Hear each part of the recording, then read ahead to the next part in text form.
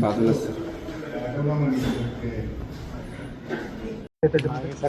यामध्ये दारू या आरोपींना 4 दिवस PCR मान्य कोर्टाने वाढवून दिलेली आहे. 19 पर्यंत एक्सटेंडेड PCR मध्ये ते आहे. तर आज दिग्विजय पाटील सुद्धा चौकशीला हजर राहिले होते. 38 दिवस ते येत नव्हते, पण आज अखेर त्यांना यावं लागलं. आज सकाळपासूनच दिग्विजय पाटील यांचं या गुन्ह्यामध्ये जबाब घेण्याचं काम सुरू आहे.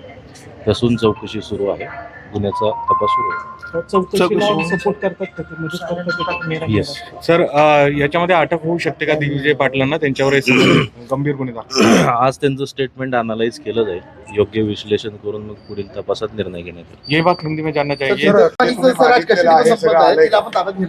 प्रक्रिया अजून सुरू आहे. जबाब नोंदवण्याची प्रक्रिया पूर्ण झालेली नाही. जबाब नोंदवल्यावर अनालाइज करून योग्य तपास स्टेटमेंट सुरू आहे. शीतल तेजवानी ताब्यात घेणार का? त्याची कोठडी संपत आहे. अजून जबाब नोंदवण्याची प्रक्रिया झालेली नाही. जबाब नोंदवून झाल्यानंतर योग्य तपास केला जाईल. पैसे का नाही भरले त्यांनी? Under investigation. सर हिंदी